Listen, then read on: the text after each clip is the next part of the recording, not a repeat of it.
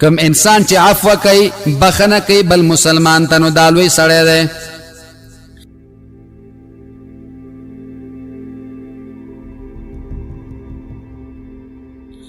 دویم هغه عمل چې د هغې اجر الله تعالی په ورځ د قیامت کې بې حسابه ورکوي، هغې ته صبر وایي. ښه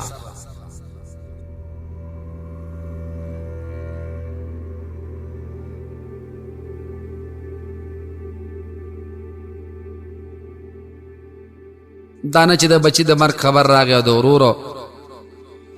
کله ګریوانش کوي او کله مخ وهي او کله بدې ردې وایي، دې ته صبر نه وایي.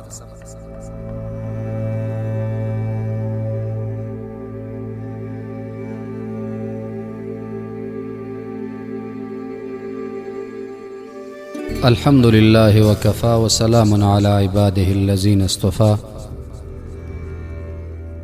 خصوصا على سيد الأولين والآخرين شفيع المذنبين وخاتم النبيين والمرسلين إلى يوم الدين. رسول الرحمة ونبي السلام وإمام الهدى محمد المصطفى والمجتبى وعلى آله وأصحابه شموس الفضل وعلام الهدى وعلى من اهتدى بهديهم واستنى بسنتهم وسلك مسلكهم وترسم خطواهم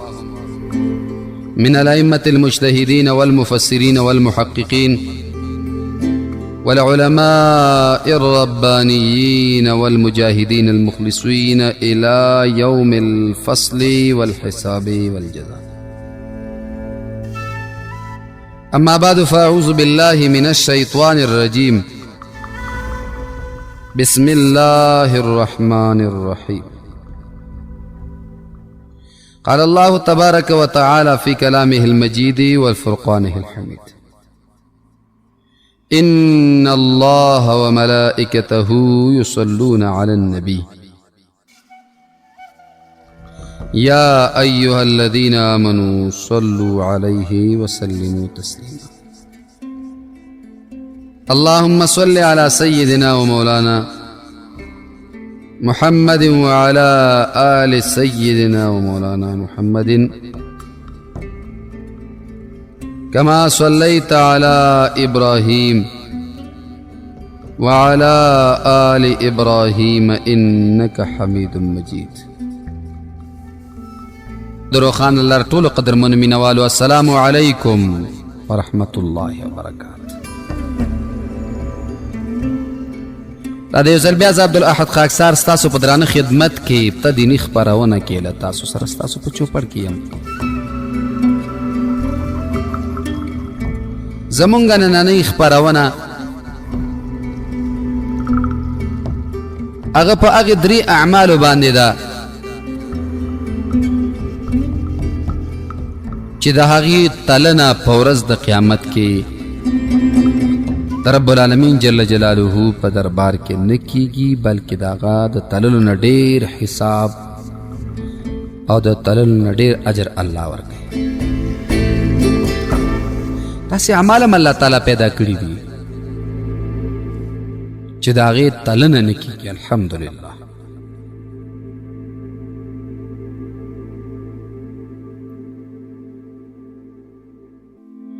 مونږ تاسو د پاره شریعت مطهره داسې حکم هیڅ چیرې نه وضع کوي چې هغه حکم مونږ تاسو د پاره نقصان ولري یا کمه فایده ولري. نه، مونږ ته شریعت داسې حکم کوي که نارینه وي که ښځینه وي، او باید مونږ دغسې عقیده په ایمان په اسلام باندې ولرو چې الله تعالی مونږ ته کوم حکم کوي په دې کې مونږ ته ګټه هم ډېره ده او نقصان خو پکې د سره نشته. دا د اسلام حق دی په مونږ او تاسو. هغه درې اعمال چې د هغې تلنه په ورځ د قیامت کې نه کیږي، رب العالمین جل جلاله به انسانانو ته د خپل در نه ورکوي. هغه علماء کرام تشریح کوي. اول په هغې کې روژه ده.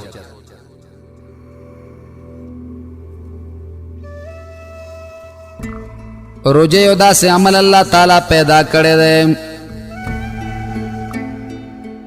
چې د هغې اجر هم الله تعالی په خپله ورکوي. که موږ او تاسو د احادیثو مبارکو ذخیرې ته لاړ شو، احادیثو مبارکو کې په دې باندې بحث راغلی دی. رسول الله صلی الله علیه وسلم مبارک بیان کړی دی.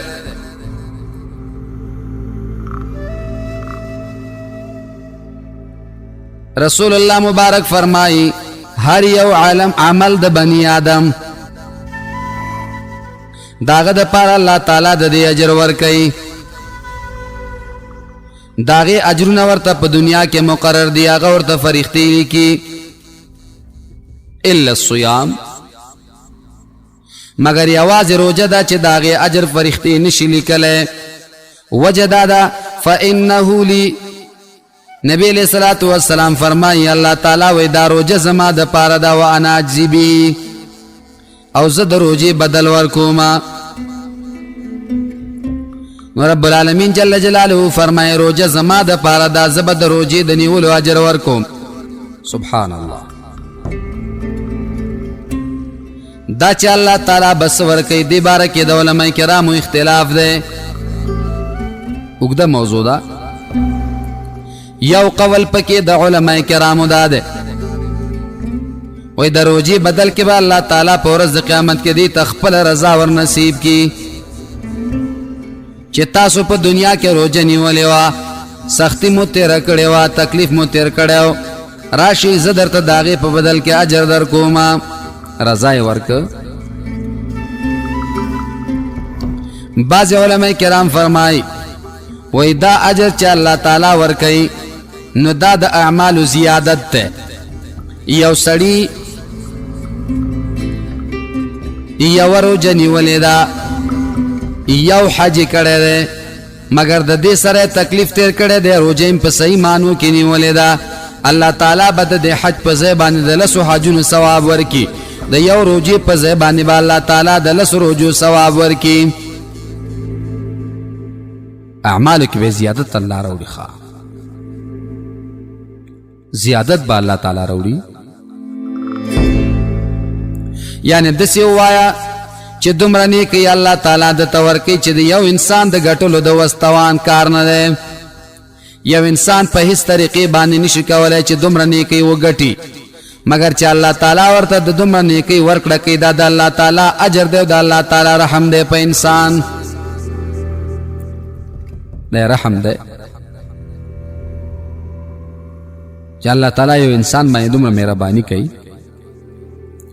او څوک وایي د دې نه مراد جنت ته، ځکه حدیث مبارک کې راځي په جنت کې یو دروازه ده، یوازې په یوازې جنتیان به په هغې باندې دننه کېږي. ریان ورته وایي. کم انسان چې په صحیح معنو باندې روزه نیولې ده، د جنت په دې اتو دروازو کې دا یوه دروازه د جب د پاره د روزهدارو ده. نو دغه دروازې نه به روزهدار ته آواز کېږي راشه راشه، تا په دنیا کې روزه نیولې وه. هغه دروازې نه به ورته آواز کېږي، روزهدار به دغه دروازه پیژني، په دې باندې به جنت ته داخل شي. سبحان الله.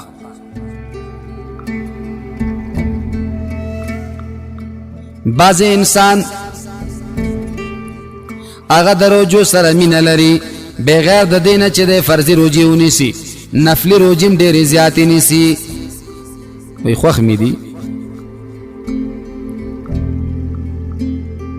نو امید ده د رب العالمین جل جلاله نه چې دغسې انسانانو ته به د دروازې د جنت هغه دروازه چې کومه د روزهدارو دپاره خاص د هغې کې به دا خاص انسان ور داخلیږي. ریان ورته وایي. بله دا ده چې کوم انسان باندې د جهاد رنګ غالب وي،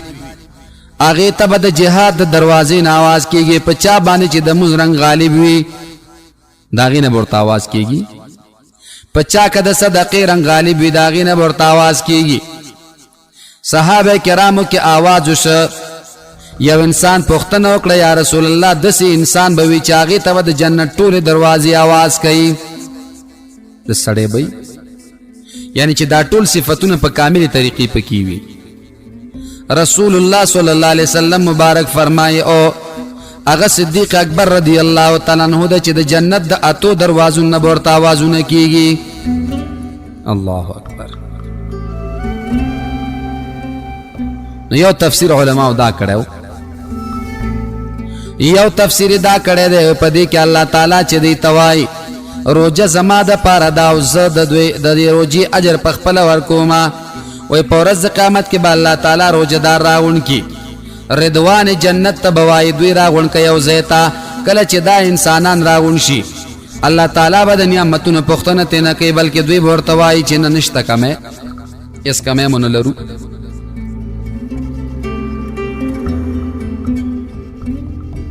رب العالمین جل جلاله ورته وای یو کمهشتا یا الله څه کمه ده وای په جنت کې نعمتونه درته ډېر ملاویږي مگر زما دیدار درته نه دی ملاو شوی راغونډ سي چې تاسو ته زه خپل دیدار در کومه نو علما لیکي د روزې په بدل کې چې الله تعالی وای اجر به زه ورکوم نو هغه د الله تعالی دیدار دی روزهدار انسان ته به الله تعالی خپل دیدار ورکوي روان روزه ده عن قریب ده ان شاء الله الله دې موږ تاسو دې میاشت د ادب او احترام توفیق را نصیب کړي او د صحیح روزو نیولو توفیق دې الله تعالی موږ تاسو را نصیب کړي دویم هغه عمل چې داغه اجر الله تعالی په ورځ د قیامت کې به حساب ورکړي هغه ته صبر وایي ښا صبر یو داسې عمل له چې د دې اجرم اندازه نه لګيږي یو ځکه الله تعالی فرمایي ان الله مع الصابرین الله تعالی د صبر کوونکو سره ده نو دا یو لویه کامیابی ده چې معیت د الله تعالی د صبر سره انسان ګټلی شي د الله معیت ګټلی شي ښا دا چې الله در سره همیشه وي ولې دا وړه خبره ده رب العالمین جل جلاله بل ځکه وبشر الصابرین زیر ورکې صبر کوونکو ته هغه صبر کوونکي الذين اذا اصابتهم مصيبه قالوا انا لله وانا اليه راجعون هغه مصیبت زده خلق چې پاغوی باندې مصیبت راغې او مصیبت کې د आवाज پورته کی انا لله وانا الیه راجعون مونږ د الله یو دی الله تبر تورزو یعنی د الله تعالی په قضا باندې رضا خپل ښکار کی دې ته صبر کوونکی وای دانه چې د بچی د مرګ خبر راغی او د ورورو کله گریوانش کی او کله مخ وهي او کله بد ردی وای دې ته صبر نه بل ځکه الله تعالی امر کوي یا ایو الذین آمنوا اصبروا وصابروا ورابطوا اے د ایمان خاوندانو صبر کوي الله په امر کوي خو لویا خبره ده چې د الله تعالی معیت د انسان سره پیدا شي دا اعلان الله تعالی صبر کوونکو ته کوي دوی مدد الله تعالی بل آیت مبارک فرمای انما يوفى الصابرون اجرهم بغیر حساب بشک الله تعالی پورا ورکي وفا کوي صبر کوونکو سره اجر د دوی ورکي بغیر د حساب نه اندازې معلومات نشته چې څومره اجر به الله تعالی ورکي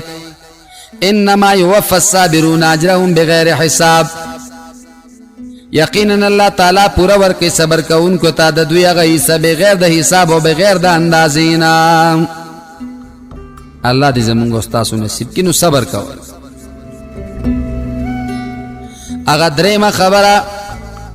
چې رب العالمین جل جلاله اغه د انسانانو د پاره کوي چې هغه ته د عفو خبره وایي کم انسان چې عفو کوي بخنه کوي بل مسلمان ته نو دالوي سړی دی دې د پاره الله تعالی لوی اجرونه مقرر کړی دي لوی بنگالی الله تعالی ور کړی دي لوی مراتب ورته الله تعالی ور کړی دي الہ العالمین جل جلاله فرمای فمن عفا واصلح فاجره على الله چا چې عفو وکړه یو ګناهګار ته یو مجرم ته عفو وکړه او اصلاح یعنی صلح ورسره وکړه نو فاجره علی الله اجر داغه په الله تعالی باندې دې اندازه پته نه لګي چې څومره به 1 کیلو 2 کیلو یو خروار 2 خرواره لګ کله ټول نه کم یا وړو کې دا الله تعالی ورکي خو رب العالمین جل جلاله فرمای فمن عفا واصلح فاجره على الله سوک چې چاته عفو کی او صلح ورسره وکي بعض انسانان مونږ تاسو ګورو چې څوک ورسره لږ زیاته وکي د بخنه وړوي مگر بالمقابل جانب هغه دومره کلک زد نیولې وي چې نه د قران منی او نه د حدیث منی کله چې ورته جرګمار لاړ شي علما ورته لاړ شي ورته وای دا الله د رضا د پاره معاف کنه بیا وی زما عزت سره بس کیږي او پښتو سره به مس کیږي سبا ته به داخله راته سوای سبا ته به داخله را پورې خندانې کوي کم انسان چې په دغه حالات باندې صبر وکړي رب العالمین جل جلاله فرمای فاجره علی الله اجر پا الله دے مشهور واقعہ د امام حسین رضی اللہ تعالی عنہ د امام حسین رضی اللہ تعالی عنہ داغه واقعہ علماء کرام اکثر ذکر کوي وینځنه او بو غختلاغه ورته براواغستلې په جام کې یا په یو لوخي کې را روان کړی دي په خیونه خطلا وینځرا پر وتلا جامیا دا کا سراغلا د امام حسین رضی الله تعالی عنہ په خلی مبارک باندې ولګیدل شونډه مبارکه اوش کېدا طبعا سړی په قارشي کله چې دی وینځي ولیدل امام حسین رضی الله تعالی عنہ په قارش نو زره ورته د مؤمنانو صفات په قران عظیم الشان کې ذکر ک هغه صفت دا د والکاظمین الغیظ مؤمنانو یو صفت دا چې خپل غصه اوس کی ختمه کی نو خو په قران باندې عاملین خلقو امام حسین رضی الله تعالی عنہ ورته فرمای ام بخلزا تمرا غټ جرم وک په دومره آسان وک دیندار ول کنا خلق فمن عفا واصلح الله فرمای چاچی چاته عفو وکړه جوړه ور سره وکړه امام حسین رضی الله تعالی عنہ ورته وای ز بخلمی اور توي والعافين عن الناس دویم صفت د مؤمنانو دا چې عفو بخلق تکي هغه ورته وای و اے زما وینځي ما درته د زړه بخنه کړې دا اسمم درته ونه ویلې او چې دا دویم صفت د بیان کنو عفو مم درته وکړه د سه اوګنا چې ستانه یو ګنام نه د شوی یو ختم درنه نه د شوی الله اکبر هغه وینځي وکنه قرآن ورته اے وینځو ته قرآن یادو او زمونږ استاسو دیندار بیبیانې هغه زنانه چې 14 متره جبه لري قرآن ورته یاد نه څومره د افسوس خبره او داسې وینځه ده چې د قرآن عظیم الشان په یو ټکي باندې پوهیږي بیا ورپسې فرمای والله يحب المحسنين الله تعالی د نیکانو سره مینا کوي امام حسین رضی الله تعالی عنہ ورته فرمایي زته می آزاد کړي الله اکبر سونه کلک بدی وکړه خطا ته نه وشوه ګناه ته نه وشوه اوله کې ورته سونه ویلې بخنه ورته وکړه بیا یې آزادم کړه چې زته زما د طرف نه آزاد زما د طرف نه آزاد مسلمان باید د یو شان ولري چې قران عظیم الشان کله ورته راشي نو ټول خبري شاته کې بس د قران مان کله چې یو جرګه در تراشي نو پښتو د شاته وګرځاوه اوله پښتنه دا وکړه چې په شریعت کې د دې مسلې حل څنګه ده نو که پاغي باندې د عمل وکړه د خلکو د شرم پروا مکوا رب العالمین جل جلاله بدا شرم چې کوم راغله دا بم ختم کی او ستا سر لوړی بم الله تعالی درکې په الله توکل وکړه ومن يتوکل علی الله فهو حسبه چا چې په الله تعالی باندې توکل وکړ الله تعالی ورلره کافی دی په الله دې څوک اعتماد وکړي دا درې خبرې کم چې زمونږ علماء کرام را جمع کړي دا درې خبرې د سیدی چې د دې د اجر اندازه اچا تم نه لګيږي ما سوا د رب العالمین جل جلاله نا ناراضي چې یو عزم کو یو قصد کو چې د نن نه بعد به صبر په خپل وجود کې پیدا کو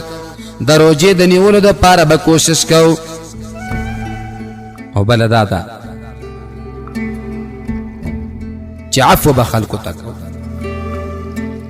نو الہ العالمین با دنیا و آخرت کې مونږ تاسو عزت دار کی باقی په الله سپارم. السلام علیکم ورحمت الله.